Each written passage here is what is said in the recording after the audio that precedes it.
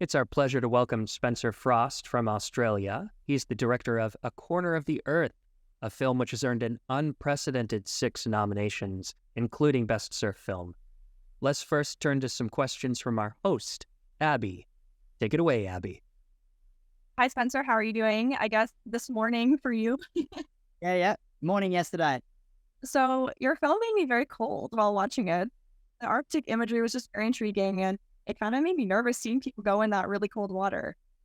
What was it like filming in such an extreme environment? It was an experience for sure. We had some days that were probably some of the most challenging days that I've ever had in my life, physically and mentally. But then I found the reward after you kind of get through that and you overcome it and you get some good shots and everyone survives, which is the main thing. It was amazing.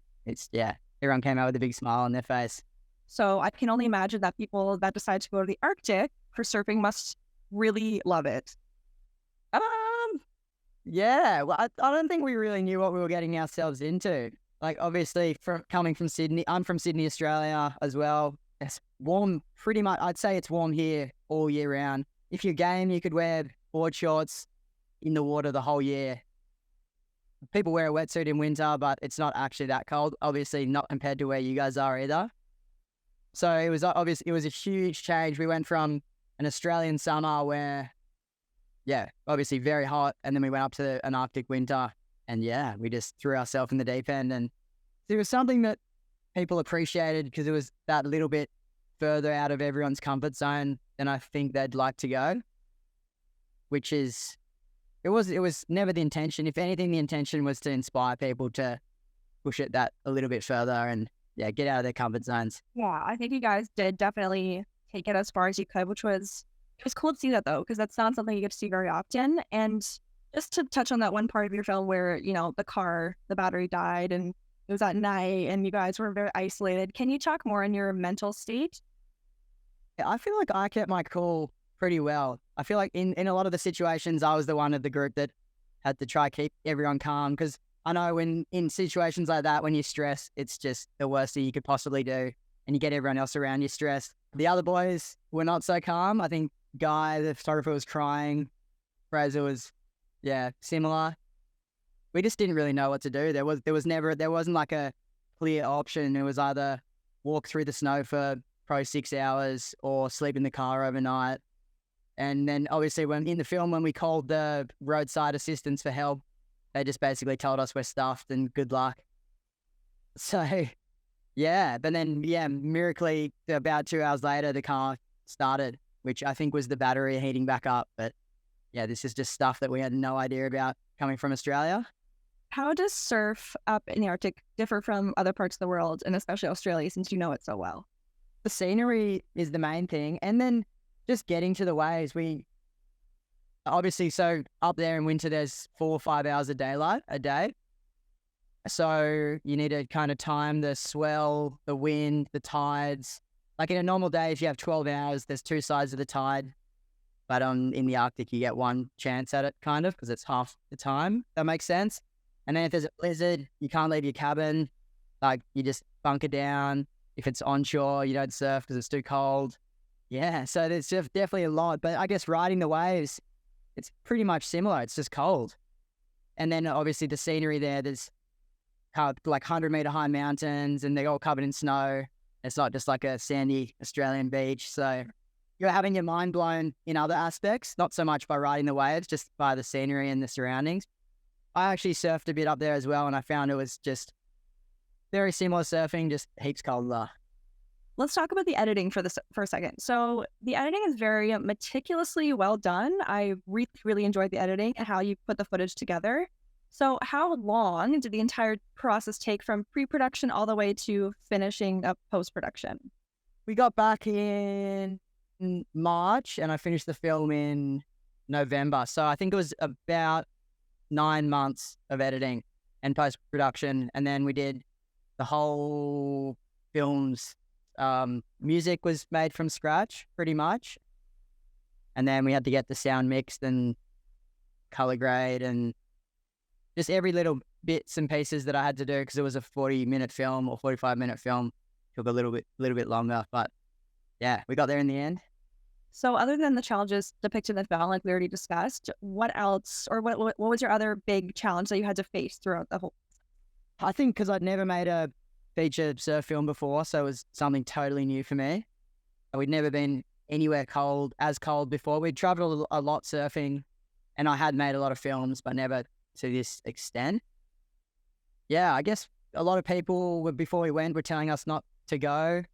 I don't know if it was I think they were just worried that it was dangerous for the first thing, but also like that we might not pull it off, or yeah, I'm not actually too sure, but there was a lot of people saying there's going to be too much snow, it's too windy, it's too dangerous. Kind of had to take that advice, but then also block it out to some extent, and then we just ran with it and yeah, overcame all that and got it done. I think that makes the reward of completing the film even more sweet, because if everyone's telling you can't and you did it, I mean, nothing gets better than that. So, so my last question for you, Spencer, is as an outdoors and adventure filmmaker, what are some of the coolest experiences that you've been able to embark on, and what can we expect to see from you in the future? Oh, definitely that trip for sure. I feel like I've done a lot of traveling around. I was in Japan for work this year and a lot of the Pacific Islands through Africa. But I feel like up in Iceland, it was incredible. The scenery there in the middle of winter was stuff I've never seen. Seeing the Northern Lights, surfing up there, it was amazing.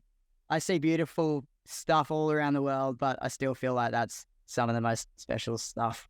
And then moving forward, we are planning another film, but obviously with all these travel restrictions in place, we can't just freely travel around the world like we once did.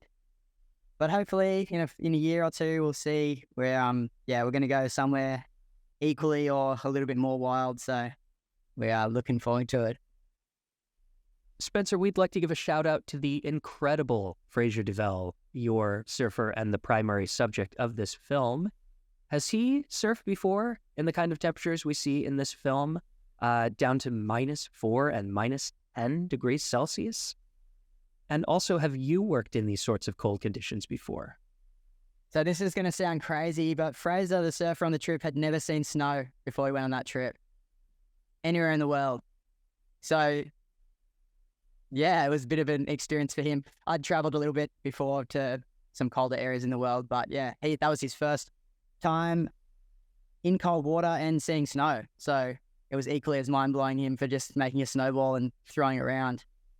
Could you explain for us what you think is the mystique or the allure behind this sport? It's just this thing with being in the ocean and the flow and being out in nature. It's almost indescribable. You can't explain it to someone who doesn't surf, but when you do surf or when you just go in the ocean, it's incredible.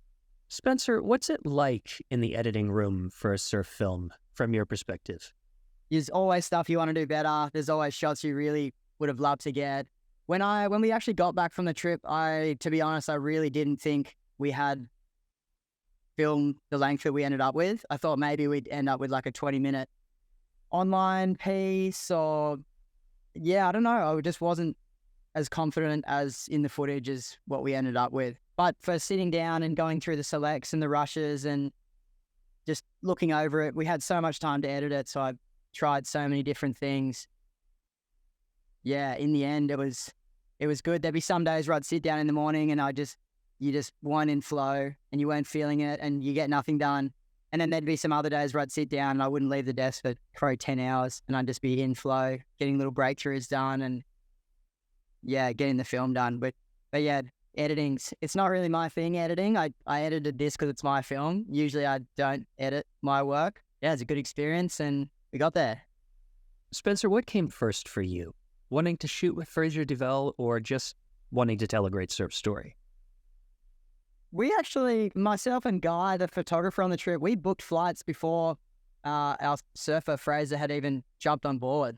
So we were originally planning on just going on an adventure and shooting, and then pretty much convinced Fraser last minute to jump on the project, and then it just turned into this, surf film.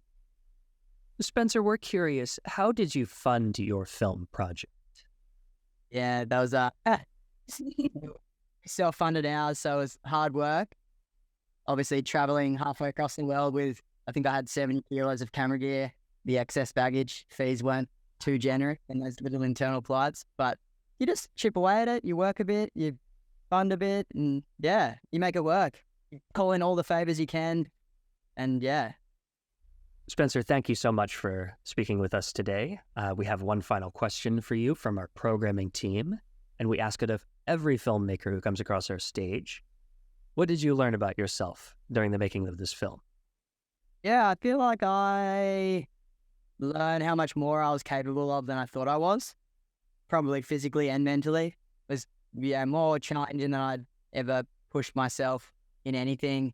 Even when I got home and I had this whole film to edit, that was just so overwhelming. I surprised myself how much I got done.